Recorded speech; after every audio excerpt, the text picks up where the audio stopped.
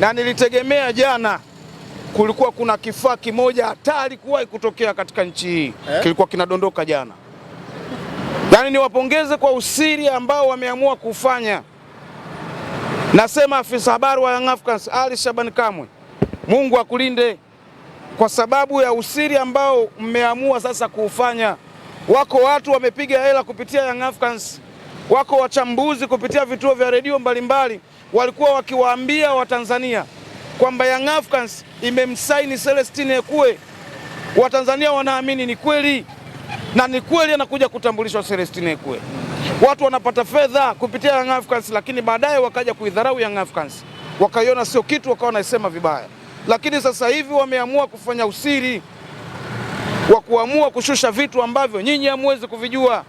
Mimi nakwambia usajili unaokwenda kutambulishwa msimu huu, kama wameshindwa kulichukua kombe kwenye ardhi yao, sasa hivi msimu unaokuja watalisikia kombe tena likiendelea kusalia katika mitaa ya Twiga na Jangwani. Kama wameshindwa kulichukua kombe, kina nani hao? Watani zetu na wale wote tuliokuwa tunashindana kwenye ligi kwa sababu maboresho yaliyofanywa na Young Africans ni maboresho makubwa mno. Ziko sura ambazo ukiziona mwenyewe utashtuka. Niwaambie tu wana Young Africans, viongozi wa Young Africans mara baada ya kukosa nafasi ya kwenda hatua ya robo finali kwenye michuano ya klabu bingwa, hasira zilikuwa kubwa mno. Walikaa chini wakafikiria ni wapi tumefeli na kuamua sasa kufanya maboresho makubwa mno baada ya kuona wapi tulipofeli. Kwa watu wa mpira ukiangalia vizuri, Young Africans kwenye michuano ya klabu bingwa ilikuwa na nafasi kubwa ya kwenda hatua ya robo finali kuliko FAR Rabat. Lakini kwa nini FAR Rabat ambaye alikuwa nyuma yetu sisi, FAR Rabat ambaye alikuwa apewi nafasi kubwa, aliweza kufika hatua ya mbali zaidi mpaka kufika finali? Nafasi ya FAR Rabat ilikuwa ni nafasi ya Young Africans. Kwa hiyo viongozi wameona kuna haja kubwa mno ya kuhakikisha wanafanya usajili wa hali ya juu. Usajili kiukweli tutakapoanza kutajiwa utakuwa ni usajili mkubwa kweli kweli, kwa sababu lazima tukubali, na Harris mwenyewe anajua kwamba katika usajili wa msimu uliopita amejifunza kitu. Kuna mchezaji unaweza ukamfuata sehemu unamuona na namba zake ziko vizuri, unamleta lakini anashindwa kuja kuwa na kiwango kizuri. Kwa sasa hivi hawezi kurudia tena hilo jambo, anatuletea wachezaji kweli kweli. Bwana, ziko taarifa nyingi, lakini taarifa hizo jana nimepitia kwenye mitandao ya kijamii, nimeona kama zikipanguliwa mbali sana. Alikuwa akizungumzwa Giri Mugisha, lakini pia vile alikuwa akizungumzwa Fiston Kalala Mayele. Wote hawa ni almost karibia 90% wanakwenda kujiunga na Al Ahli Tripoli. Lile dau ambalo liliweka Young Africans na ile ofa ambayo waliipeleka Young Africans ya bilioni 3 ilitupuliwa mbali. Wale wachezaji hawana thamani ya pesa ya namna hiyo. VP B3 Young Africans msimu huu anaingia nayo sokoni kwenda kuvunja mkataba na kuhitaji huduma ya mchezaji. Mmepania kweli kweli. Kama iko hivyo ni mwanzo mzuri. Kama Young Africans walikuwa wamemhitaji Giri Mugisha kwa kutoa donge nono la fedha, lakini tutakuwa tumeshindwa kumpata, ni mwanzo mzuri, kwa sababu tayari tunaanza kusogea. Lazima Watanzania wajue timu zetu za Tanzania hatuna uwezo wa kuchukua wachezaji wa daraja la juu. Uwezo wetu ni wa wachezaji wa saizi ya daraja la kati. Huo ndo uwezo wetu, naishia hapo. Kwa sababu ya miundombinu yetu, vipato vyetu ndo vinatufanya tuwe na wachezaji wa daraja hilo. Lakini mchezaji wa daraja la juu uwezekano wa kumchukua kwa sababu ya kifedha tunakuwa hatuna. Tawakumbusha kidogo. Kuna mchezaji bwana mdogo alikuwa anachezea ASEC Mimosa kipindi kile cha kina Aziz Ki.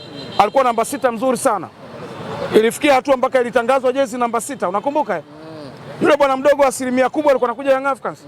Lakini Karim Konate. Yes, of course.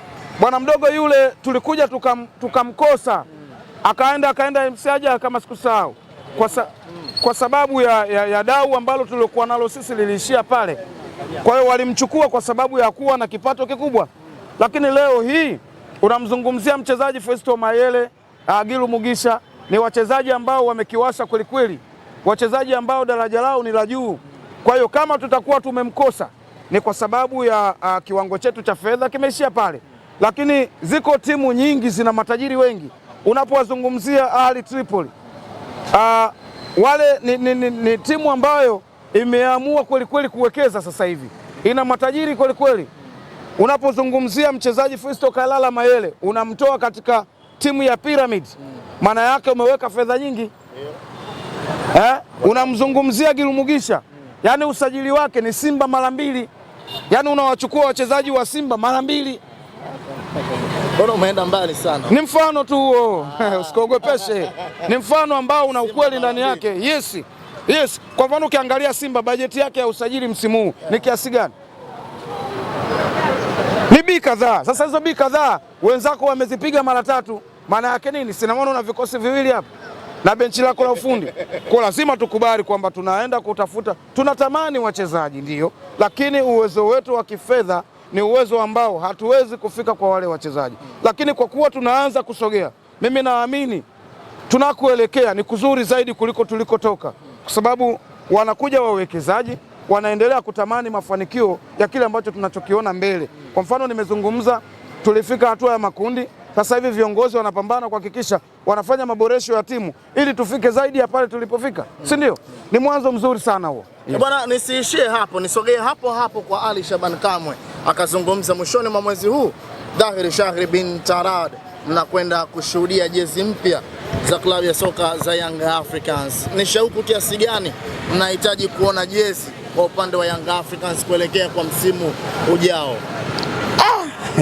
Bana, jezi ya msimu uliopita waliitoa kasoro wengi sana. Ile jezi imemfanya bosi akasirike, anakwenda kutoa uzi kweli kweli.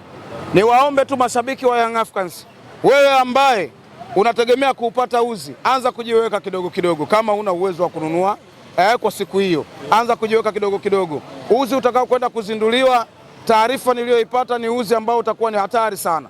Lakini pia vile vile nitumie nafasi hii na mimi pia kuwaomba wale ambao wanajiweza kwa maana ya matajiri, si ndio? Mimi Baraka Yanga pamoja na Mandala tunao mpango mkakati ambao tumeuandaa. Lengo sio baya, lengo ni kununua bidhaa za Young Africans na yule kununua bidhaa za Simba, tuingie chaka ya jezi, kwa maana ya kwamba yako matawi ambayo yanajichanga pesa, yanamtuma mtu akalete jezi pale klabuni, lakini anachukua muda mrefu mpaka kuifikisha ile jezi. Mtu anachukua hata wiki 3, mwezi hajamfikishia mtu jezi. Sawa, sisi tumekuja na huo mpango mkakati. Kwa hiyo tunaomba sapoti kwa matajiri. Wewe ambaye una uwezo wa kununua pisi 500, 600, 200, basi cheki na Kapteni Kizinga, cheki na Baraka Yanga, tutakaa chini vizuri, tupe kazi. Tunahitaji kazi vijana. Sawa? Tunaitwa machawa. Sasa ni wakati wa sisi sasa. Machawa tuingie mkoa kwa mkoa. Let's say nikitoka hapa mimi nakwenda Kigoma, nakwenda Mwanza, bana Kapteni na Baraka Yanga wameleta jezi. Wana Yanga wengi watapata jezi pale. Ni jezi ambazo tunakwenda kuweka oda klabuni, tunanunua mzigo. Sawa, pisi 200, 300, tumepewa kazi. Wako watu wanapewa kazi, wanafanya kazi. Kwa hiyo na sisi matajiri watupatie kazi, vijana wao, tuweze kusambaza mzigo wa jezi kwa wana Young Africans popote watakapokuwepo. Nakupa ofa, taja namba yako ya simu. Namba yangu ya simu, asante sana, nashukuru sana. Namba yangu ya simu ni 0656 200 983 bwana, nimepewa ofa bwana. Rudie tena. 0656 200 983. Hiyo inapatikana WhatsApp. Ukinicheki WhatsApp tutazungumza vizuri. Ikitoka tu jezi tunaweka oda. Bwana Baraka Yanga anakuambia anataka aende Katoro. Bwana kukatoro huko. Hapo sasa narudi sasa. Katoro kuna nini? Bwana kule Katoro. Africans wanakwenda kuzindua jezi. Kule ndo tunakokwenda kuzindua wiki ya mwananchi. Katoro. Kule kuna watu. Bwana, kila mtu anatamani kwenda Katoro. Kama unatamani kwenda Katoro, nipigie namba hiyo hapo. Twende wote Katoro. Katoro kule kuna sehemu nyingine tena pale Nyarugusu. Bwana, huko anapata Nyarugusu kuna mwamba mmoja anaitwa Erasto Mashine. Bwana papa huyo hatari. Mwana Yanga kweli kweli. Yaani yule anaumizwa na Yanga kweli kweli. Kuna mtu mwingine anaitwa Bigi Mchafu. Hatari Geita. Geita na watu wewe. Mara tajiri mmoja wa Geita amesema Kapteni Kizinga na Baraka, milioni 200 hiyo hapo, kachukueni jezi pale. Mimi huyo Katoro hiyo. Dadeki. Fika Katoro pale. Wewe nikirudi hapa. Hii hapa tu mambo ya namna gani? Katoro hiyo. Bana matajiri wa Mwanza na sehemu zingine zote. Bana namba hiyo hapo wanangu, tuchekiane ili muinue sasa na sisi tuanze kupata namna gani ni lengo ni kutusapoti na sisi tufanye kazi jamani, tufanye kazi, mtuinue vijana wenu. Bwana, mimi nataka nimalize na hili. Mlimsikia Dickson Job? Kuna kaujumbe fulani hivi alimpa influencer mmoja hivi ila ni kama amegusa kwa upande wote hivi. Yaani ile ni message sent, japo imeenda kwake, ile imewasukuma kwa watu wote. Nimeona Dickson Job moja kati ya wachezaji bora kabisa kuwahi kutokea Young Africans. Sema kapteni. Yes, kapteni wa mafanikio. Shaka Dickson Job moja kati ya fullback ya mpira kitasa cha taifa, lakini sio yeye tu, mpaka Kibwana Shomari nimeona. Yes, fupi kuliko wote Morogoro. Yes, chifu yule pale. Nimeona bwana, nimeona, lakini nafikiri kwa sasa hivi mambo yale yamekwisha. Lakini pia kwa wale ambao walikuwa wanajaribu kuchochea, mashabiki wa Simba ndio walikuwa wanajaribu kulichochea hilo jambo, lakini ni jambo ambalo limekwisha.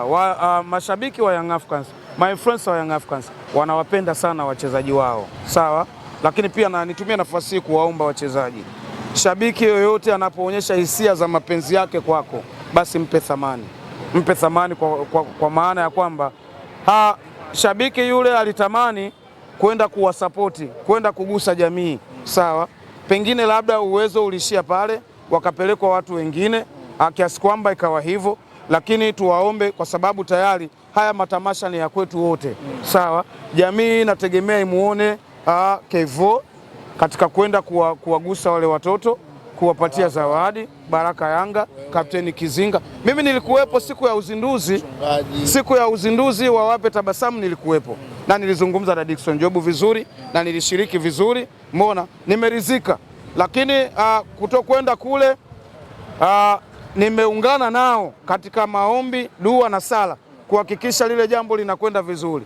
Mimi ni waombe tu, nategemea kuona msimu utakaofuata liko tamasha tena lingine kubwa litapigwa pale katika mkoa wa Kigoma, ambalo litakuwa ni tamasha la kiungo bora kabisa kuwahi kutokea nchini, Yusuf Kagoma, lakini pia na Muzamiru Yasini, viungo fundi kwelikweli hawa, sio umeelewa? Hawa watakwenda kukiwasha katika mkoa wa Kigoma. Watu wa Kigoma wamekuwa wakipiga wenzangu wamekuwa wakipiga simu mbalimbali, sisi jamani, mbona huku rejesha kwa jamii, mbona haiji? Niwaambie tu kwamba kwa sababu ya ligi kubana hapa katikati, ndio maana unaona haijawafikia watu wa Kigoma, lakini tayari itakwenda kuwafikia msimu utakaokuja huko mbele. Lakini kitu kingine ndo kama hicho, wachezaji wa mashabiki wenu wapeni thamani, wapendeni, umeelewa? Lakini kitu kingine lazima uangalie, mashabiki wa Simba na Yanga wana namna ya kujikweza, si umeelewa? Mashabiki wa Simba saa hizi unaweza ukaona namna wanavyowashambulia mashabiki wa Yanga, na wametumia nguvu kubwa sana kuwashambulia. Hamjaitwa nyinyi wezi, tunaambiwa sisi wezi, tumeiba kamera pale klabuni, namna hiyo, umeelewa? Kwamba mkienda kwa Dickson Job mtaiba hichi, mtafanya hivi. Hapana, ni wachezaji wetu, tunawapenda na tutawasapoti kwa kila namna yoyote, ila zile komenti wakazifute. Shukrani sana. Asante. Dakika 90 zinapofika mwisho, kelele zinapanda, hisia zinachangamka. Hapa ndipo kila kitu kinaamuliwa. Hii ni full time. Mchezo unaanza, unapanda na mwisho wake unaamua kila kitu. Full time ya Hot Peas.